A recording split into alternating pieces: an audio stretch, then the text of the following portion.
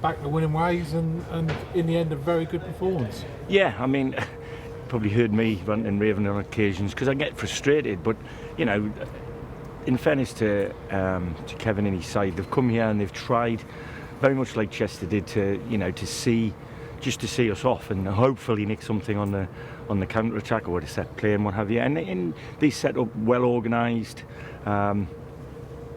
But it's hard to keep us out for 90 minutes. It's very rarely teams have done it. Like I said, got to tap our hats to Chester at the weekend, but there was reaction from the players. We made a couple of changes. We changed a little bit of the formation, and in game we did that as well. And eventually we knew if we got one, we felt we could get another one or two, and that's the way it turned out. And if there's any disappointments, we didn't score more goals because we had some really good chances. But that was more like us at the beginning of the season, I felt, where we dominated the ball almost entirely for the first half. They had a little spell in the second half after we scored, funnily enough. But I thought we saw the game out quite comfortably. Like I said, it could have been a couple more.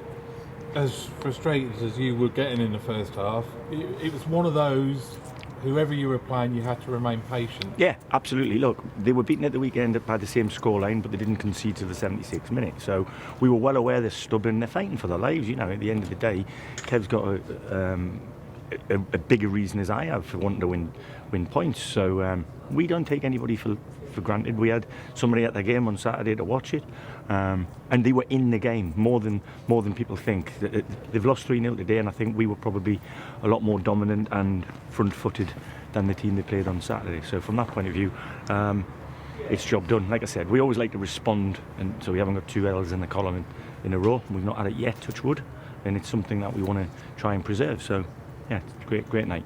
And obviously a good night for Gold as well, coming back into the team, getting 2 goals, and really could have had a hat-trick, couldn't he? Yeah, he could. I mean, listen, he's a handful, he's a big lad, he's been itching to get involved, but we had to wait for clearance from the surgeon because he has had a bit of surgery on his cheekbone.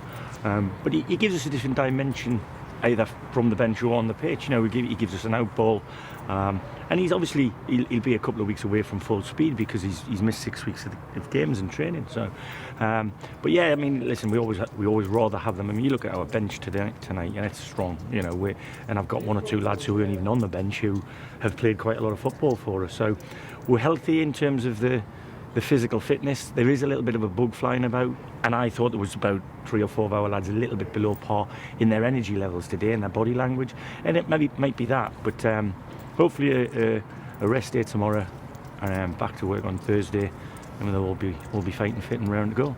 With Gold, just going back to the injury he had, does that show what a brave player he is? Because sometimes when you get an injury like that can be a little bit psychological, can't I mean, I think the first time he comes back on the pitch, I mean, obviously we fed him in training where he's been non-contact and then contact up to here, and then all of a sudden we're having him heading balloons and tennis balls and things like that to make sure he was in a good way mentally to go and attack a ball. But he scored. Did he score one header? He scored a header and a tap in, didn't he? So yeah, I mean, it's been left completely with the player as to if you're comfortable with it. Yeah, we'll put you back in. So we've got a good working relationship with Gold, and he's come up with the goods.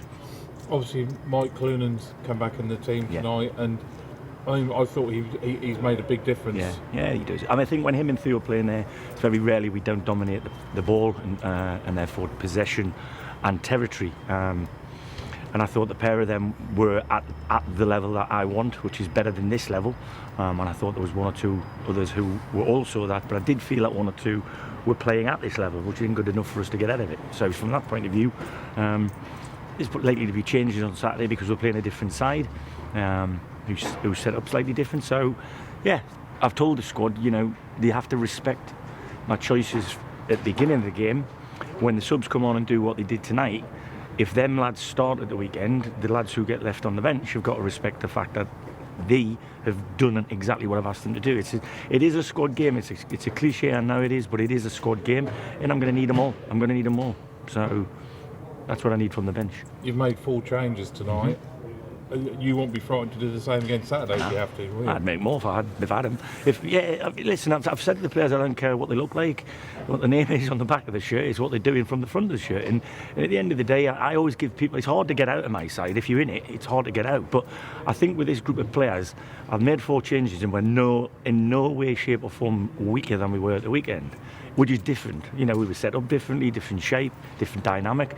But what come from the bench was just movement, pace and agility. So from that point of view, it's the second half problem they couldn't deal with, whereas they dealt with a little bit more of a pedestrian approach in the first. So yeah, we learn as we go, and we always learn as much when we win as we do when we lose.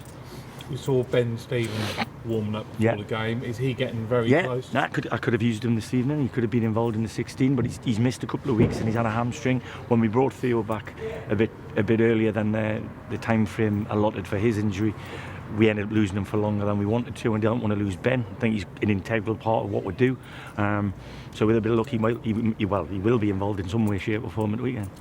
You're getting your options back again, aren't you? Let's be fair, you were a little bit hands tied for a few weeks, but you're getting players back now, aren't you? Yeah, and it's when you lose players that you sort of relied fairly heavily on, for a long period when we were doing very, very well, both in the league and the cup.